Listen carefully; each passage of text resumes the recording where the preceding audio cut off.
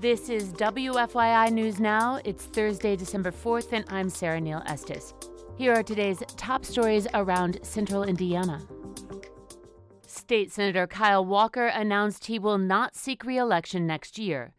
Walker is one of Indiana's Republican state senators opposed to redistricting and one of the list of state Republican leaders that received threats in November, including the threat of violence at his home.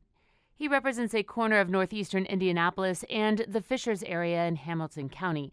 Announcing he will not seek re-election, he said, quote, "I remain fully committed to serving with the same focus and energy for the remainder of my term and to ensuring a smooth transition for the district's future leadership." He said he makes the announcement now to give potential candidates time to consider a run. In his statement, he alluded to a job change as part of his decision-making process. He did not mention redistricting.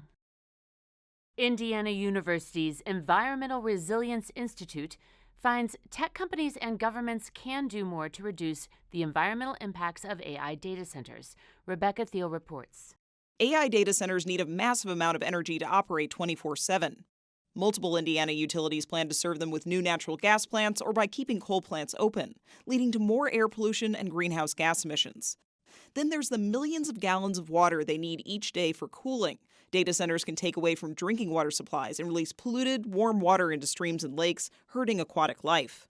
But there are solutions. ERI Executive Director Gabe Filippelli says AI models could be trained to sort through fewer resources for simple computing tasks, like writing a joke, using less energy.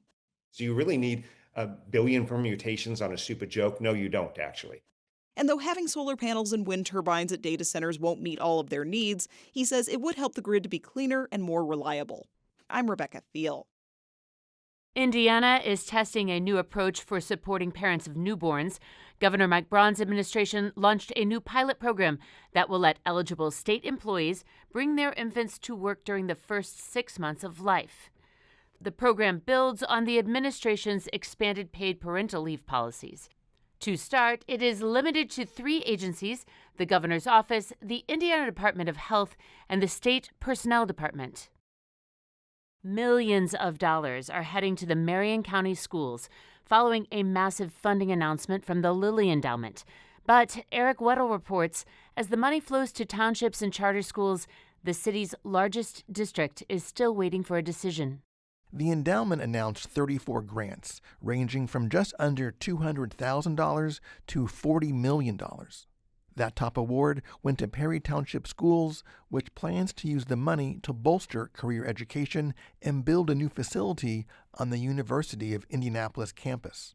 Charter network Adelante Schools also received more than $14 million to support teachers earning advanced degrees and renovate facilities.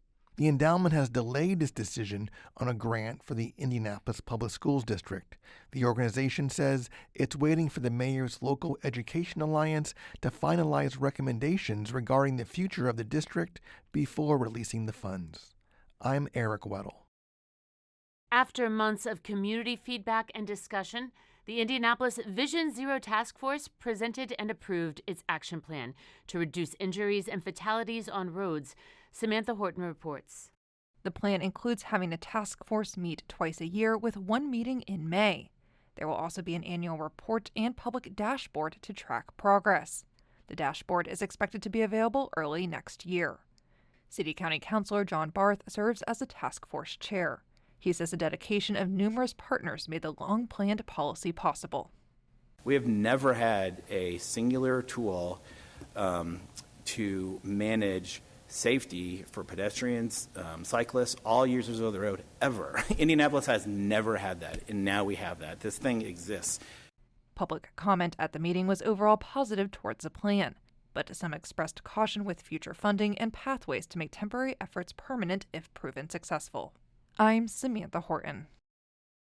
And for our last story today, a new exhibit at the Indianapolis Motor Speedway Museum highlights the history of race broadcasting. Jill Sheridan reports.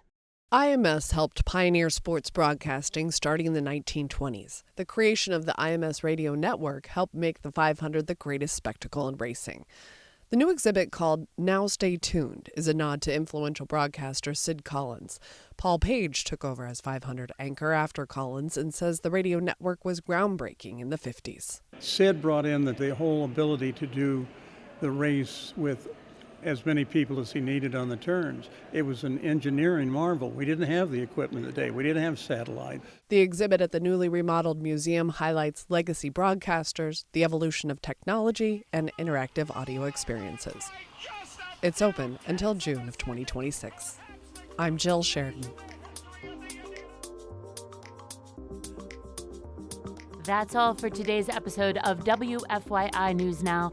Our podcast is produced by Zach Bundy, with support from the news team at WFYI and public media journalists across the state. Kendall Antron produced our music. And if you liked today's episode, please remember to subscribe and share. And follow WFYI on Facebook, Instagram, TikTok, and YouTube to get the latest updates from our newsroom anytime. Thank you for listening. We'll see you next time.